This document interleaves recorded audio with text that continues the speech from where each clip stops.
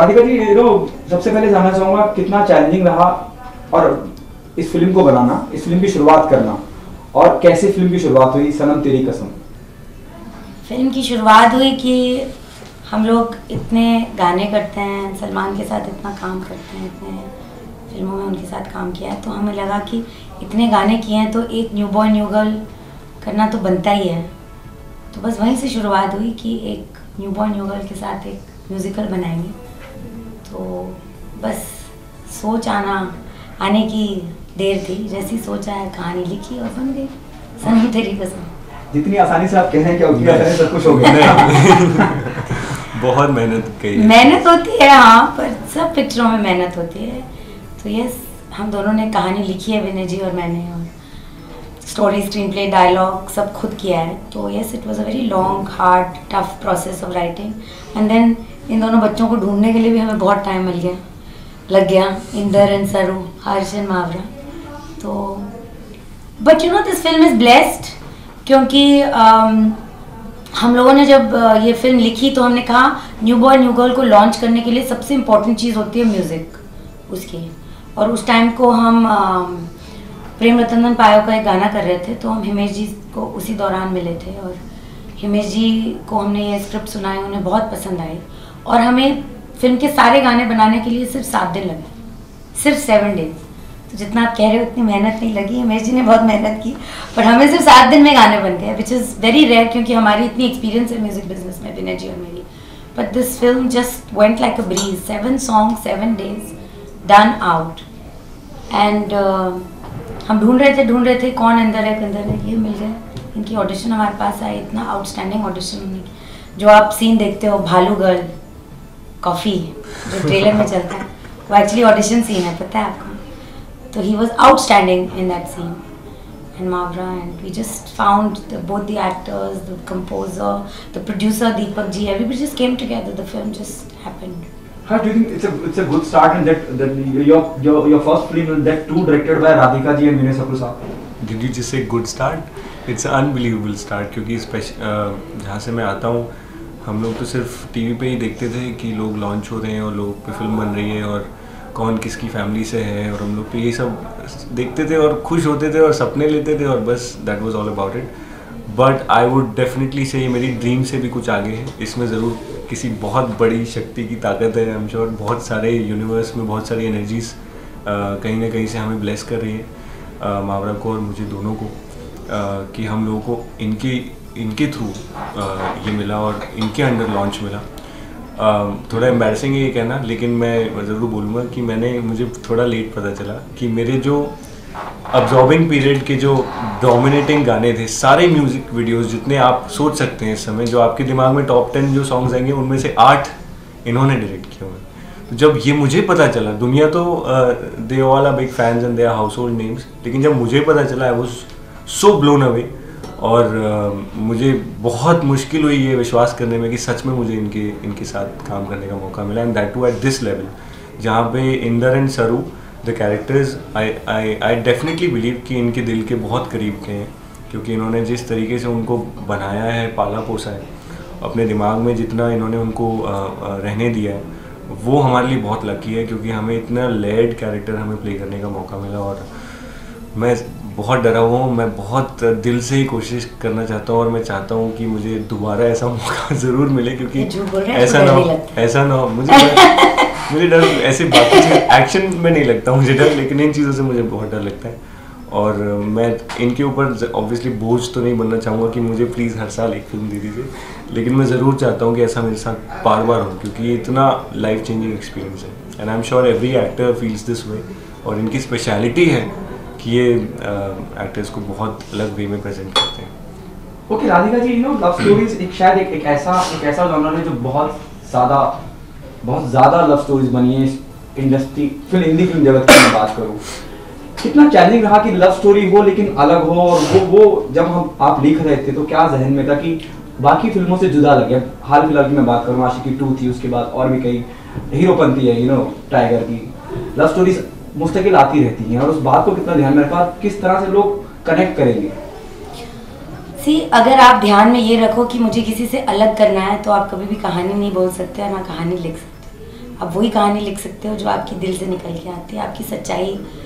I love you तो I love you होता है, हज़ारों साल से वही तरीका है बयान करने का, तो इमोशंस वही होते हैं। पर when an individual creative gets down to writing और एक्सप्रेसिंग इट, तो वो अपनी एक स्टाइल लेके आता है, एक कलाकारी लेके आता है, और अपनी तरीके से जब कहानी बोलता है तो लोगों को टच कर जाती है। पर इमोशंस तो वही होती है। हम दोनों जब बैठने लिखते हैं तो हम कभी नहीं सोचते हैं कि हम दूसरों से अलग हों, कुछ अगर हमारे दिल को छुए तो हम लोग लिख देते हैं, फिर हम होप करते हैं कि पब्लिक को ही वही महसूस होता है। सी ऑल द टाइम अलग चीज़ें लोगों को अच्छी नहीं लगती हैं, सच्ची चीज़ें लोगों को अच्छी लगती है पब्लिक को, and that is been the attempt with Sanam Teri कसम।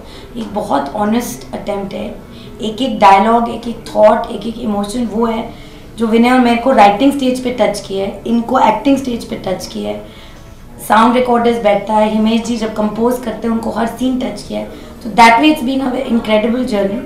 तो coming back to your question, हमने ऐसी कोई कॉन्शियस अटेम्प्ट नहीं की कि हम लोग दूसरों से अलग रहें, हमने एक कॉन्शियस अटेम्प्ट किया कि हम लोग सच्चे रहें अपने क्राफ्ट से, and we hope that we be successful. Could you just, tell us a little bit about the tagline "Love story sealed with a curse"? Yeah, well, every love story has a conflict.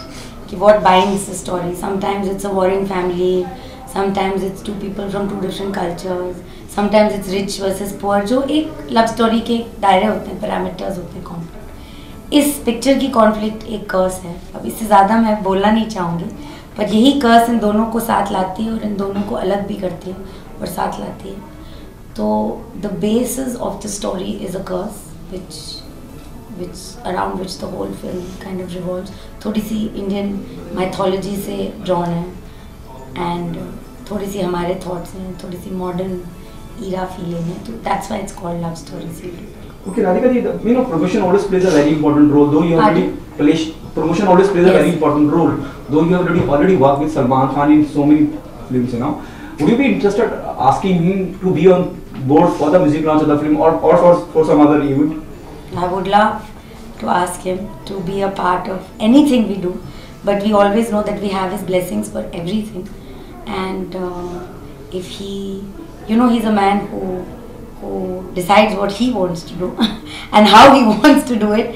तो but उनकी blessings हमारे हर काम में हमेशा रहती हैं, वो follow करते हैं हम लोग जो करते हैं, एंड अगर वो हमारी म्यूज़िक लॉन्च पे रहें या हमारी कोई भी छोटी सी चीज़ पे रहें तो उससे बड़ी हैप्पीनेस किसी को नहीं रहेगी। Vinay army is our mentor, is our guide, he is the reason we are making movies, and the kids love him, they are big fans like everybody else. He's iconic, he's cult, so in any form, in any way, he's a part of our film, we will be most grateful.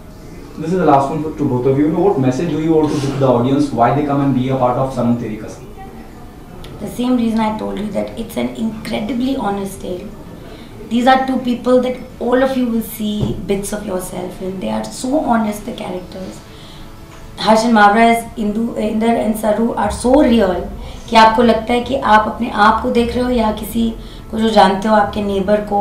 तो सच्ची कहानी है, and music is outstanding. Himesh ji तो हैं ही great, उनके गाने ही बहुत अच्छे होते हैं मेलोडिक, बट जो 7 गाने उन्होंने इस फिल्म में दिए हैं, जो बॉडी एंड सोल उन्होंने क्रिएट किया है, और जो आपको एक्सपीरियंस मिलेगा गानों का, और फिल्म में जब आप नैरेटिव में देखोगे गानों को, तो वो I think it will be just the 1 in a million experience. I think इसके 80 बार जवाब दिए जा चुके हैं, because they had almost 80 blockbuster music videos, और उसका रीज़न यही है कि ऑडियंस अगर इतनी बार multiple times they connect with their videos, इसका मतलब यही है कि कहीं ना कहीं इनको गॉड गिफ्ट है कि आपके दिल को छू लेते हैं। तो और अगर आप सोचिए कि इनका ये अगर फेवरेट काम है, या जैसा ये कहते हैं कि इनका one of their favourite music, तो आप सोच सकते हैं उसका लेवल क्या होगा। एंड जो हम रिस्पॉन्स अभी देख रहे हैं, जो ट्रेलर चल रहा है, गाने चल रहे हैं, जो लोगों को जो हमें जानते भी नहीं हैं, जिनका कोई कनेक्शन नहीं है इससे, वो लोग कनेक्ट हो रहे हैं, और वो लोग उनके रोंगटे खड़े हो रहे हैं, और उनके दिल से ये आवाज़ निकल रही है। और अगर वो लोग इससे बहुत ज़्यादा वार्मथ फील कर रहे हैं इन गानों से और ट्रेलर से, so I think that is a reason that audience will go and feel this love story, जो इन्होंने इतनी बार उनका दिल छुआ है, तो इस बार और ज़्यादा गहराई से छुएंगे। Thank you so much. Thank you ma'am. Thank you Harsh. Thank you. Vinay, the very first question, tell us about the film Sanam Teri Kasam. Or it also reminds us of, what Kamal Haasan and Reena Roy have done. Yesterday, it's a long, it's an old film. It also reminds us of that also. Tell us about the title of the film. See, when Radhika and I have done so much of work with so many songs in our life and in our career, and so many people we have introduced, so many actors in our journey to this point. And we were thinking it's time that we do a love story, with a new boy and a new girl, and that's what we wanted to do. And when we reached there, so we were thinking of doing a love story with a new boy and new girl, and then every love story which features a new boy and new girl when you're launching has its own music, which binds the film together, And we had the script, but we were also looking out for our music, what is our music going to be for this film, And we were shooting for Prem Ratan Dhan Payo, we were directing a song for Salman for Prem Ratan Dhan Payo. Wahan pe we met Himesh ji, and we did like 7 days of sitting with Himesh sir, and we got all our tracks, and